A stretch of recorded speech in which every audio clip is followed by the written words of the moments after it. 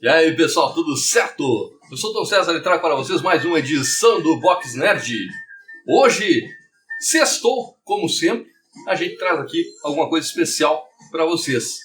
E geralmente eu prefiro falar sobre cinema, porque afinal, final de semana, o pessoal está mais relaxado, quer curtir um filme com a família, com os amigos, com a namorada, com o marido, com a esposa, enfim. Então, nada melhor que uma dica aqui do Box Nerd. Porém, hoje vamos fazer diferente. Eu estou há algum tempo empolgado com a minha leitura de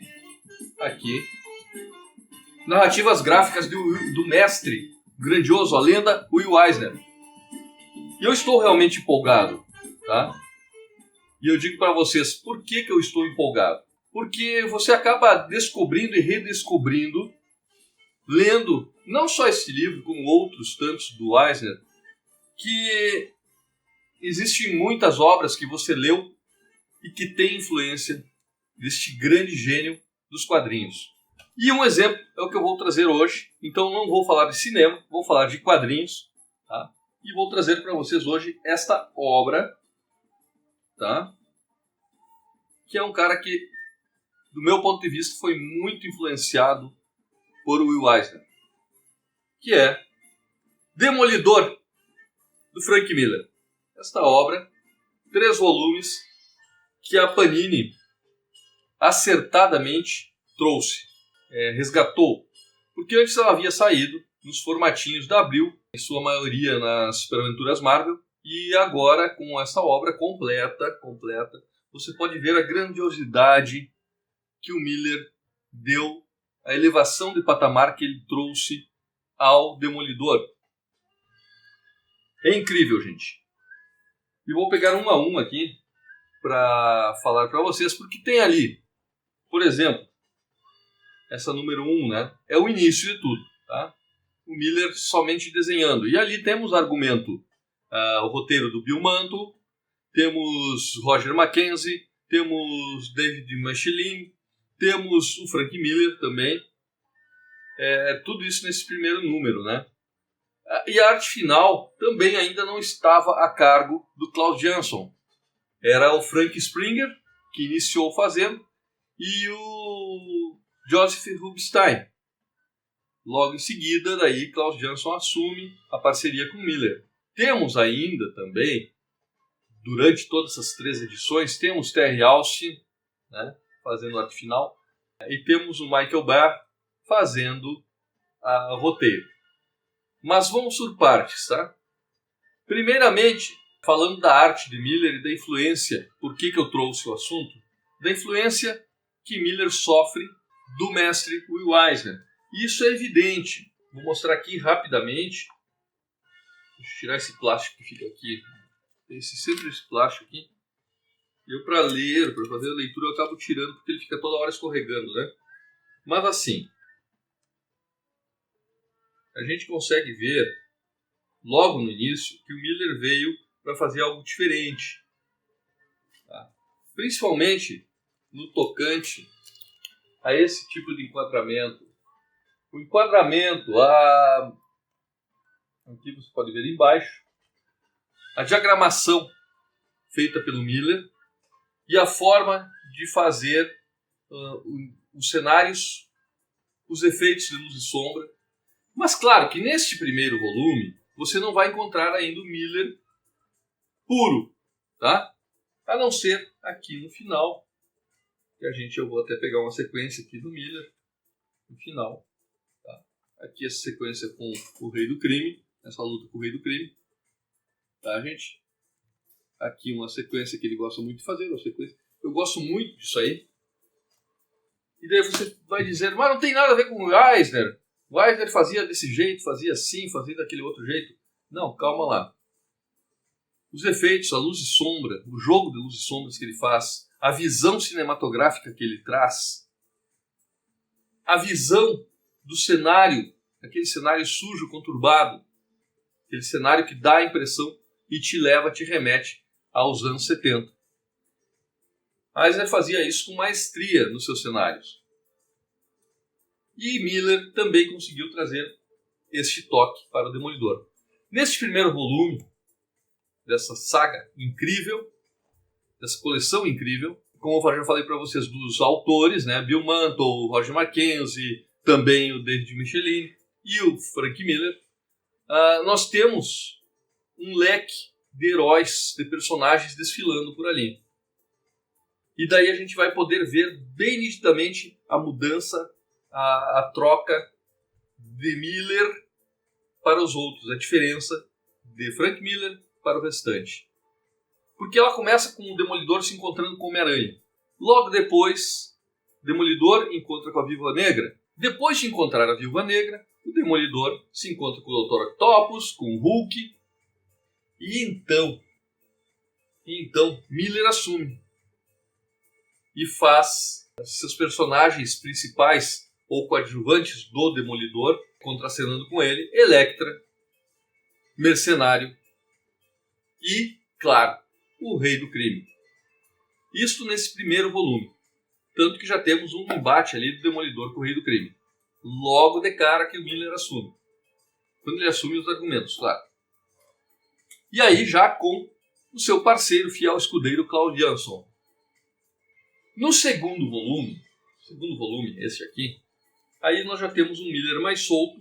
O próprio Klaus Jansson já está tomando conta do pedaço. E a gente pode ver esses quadros maravilhosos aqui. Tá? Vai ter imagens aí melhores para vocês verem. Mas você consegue ver muita coisa mesmo, do mestre Will Eisner. Muitas semelhanças também com alguns quadrinhos, algumas obras do Jim Steranko. Tem muita coisa. Mas o jogo, a suspense, o lance cinematográfico, aqui nessa página a gente pode ver, a luz e sombra. É incrível essa visão. Caiu aqui essa folhinha, que eu sempre falo que essa folhinha é um atrapalho, sabe? Essa visão cinematográfica de Frank Miller é incrível, incrível mesmo. Eu vou dizer para vocês que eu acho espetacular. Esse número 2 é dedicado totalmente, praticamente totalmente, a Elektra. Tá? Então, para o pessoal que curte Elektra, curte a ninja assassina, Elektra, esse número 2 é totalmente dedicado a ela, com exceção de uma história final que tem a presença, né, uma breve aparição do Justiceiro. E que também é um personagem que o Miller conseguiu trabalhar muito bem, embora tenha aparecido pouco nessas edições, mas ele conseguiu dar uma importância muito grande ao Justiceiro. Muito grande mesmo. Miller é um dos responsáveis por o Justiceiro alcançar o patamar que alcançou e se tornar um personagem interessante. E vamos então para o número 3, volume 3, que é esse aqui. Tá? Vou já tirar o plástico aqui de dentro para não atrapalhar. Já tirar. Tá? Aqui. Esse número 3, tá? É muito interessante pelo seguinte. Tá? A importância de Miller a gente não vai contestar nunca. Para os quadrinhos, para a história das histórias em quadrinhos, a importância dele com Cavaleiro das Trevas e tantas outras obras, e como essa que eu estou falando. Mas muita gente ignora o fato de que ele era muito bem resguardado pelo seu fiel escudeiro, como eu falei antes, Klaus Jansson. Jansson não era somente um arte finalista comum qualquer. Não, neste volume 3,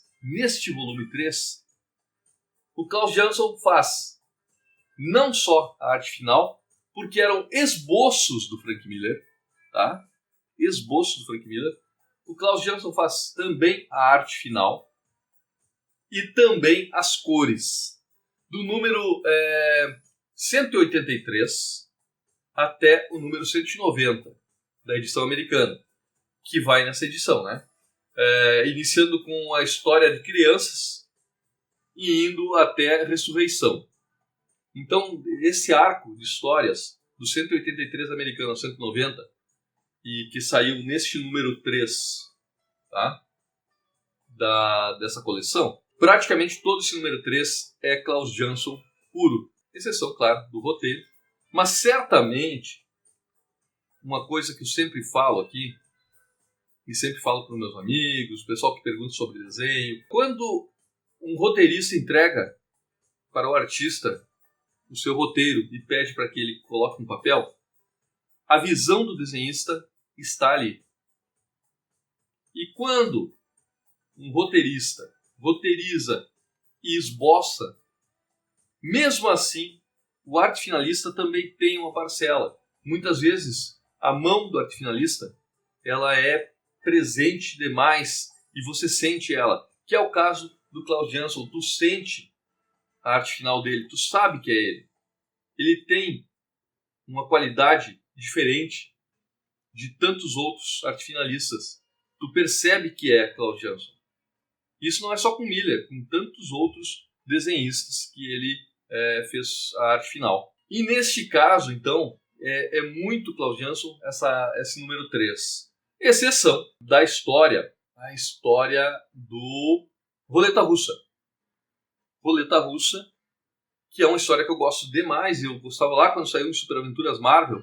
Vocês vão se lembrar, o pessoal que curte Super Aventuras Marvel vai lembrar. Ela é desenhada pelo Miller e é Terry Austin fazendo a arte final e a Lynn Varley fazendo as cores.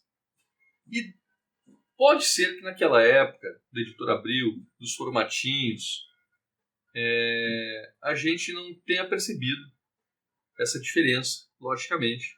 Não conseguimos perceber a diferença das cores. Mas nessa edição número 3, a gente consegue perceber muito bem essa diferença. As cores do Klaus Jansson e as cores da Lynn Varley. É bastante diferença. E temos ainda um plus nessa edição, que é a história, que é o que aconteceria se o Demolidor ou o Matt Murdock se tornasse agente da S.H.I.E.L.D. É uma história bem legal, é aquele estilo que aconteceria ser. Então a gente não pode colocar ela entre as histórias mais importantes do Demolidor, mas é sim um exercício bem legal do que se propunha essas histórias do Arif. Então, pessoal, acho que essa coleção é indispensável. Acho que foi um dos maiores acertos da Panini trazer essa coleção. 3 edições. E o melhor, eu vou dizer para vocês o melhor disso, é que essas edições são de fácil acesso. De fácil acesso. Volta e meia você encontra aí o pessoal vendendo em grupos de WhatsApp, em grupos de Facebook de vendas, em leilões de quadrinhos. Volta e meia você encontra essas edições. Falando, né, sobre Frank Miller, falando um pouquinho sobre o Will Eisner e sobre a sua influência, e falando especialmente de Klaus Jansson e sua grande parceria que formou com Frank Miller, a ponto de trazerem depois disso a grande obra, né, que foi Cavaleiro das Trevas, que para algumas pessoas não é tão importante assim, mas eu deixo aqui bem claro, é sim uma das melhores obras de história em quadrinhos e vale a pena você rever. Em breve a gente vai trazer aqui no canal para falar sobre Cavaleiro das Trevas. Tenho aqui a edição definitiva ali em cima, você não vai ver daí, vou levantar aqui um pouquinho. Ali em cima tem Cavaleiro das Trevas para a gente falar um pouco dele, tá bom? Então, em breve, se vocês quiserem, eu trarei aqui para vocês. Certo, pessoal? Então, espero que tenham gostado aí. Deixe seu comentário embaixo. O que você acha?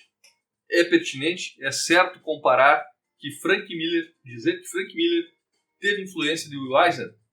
Na verdade, eu acho que essa aí é uma tremenda pegadinha, né? Sacanagem.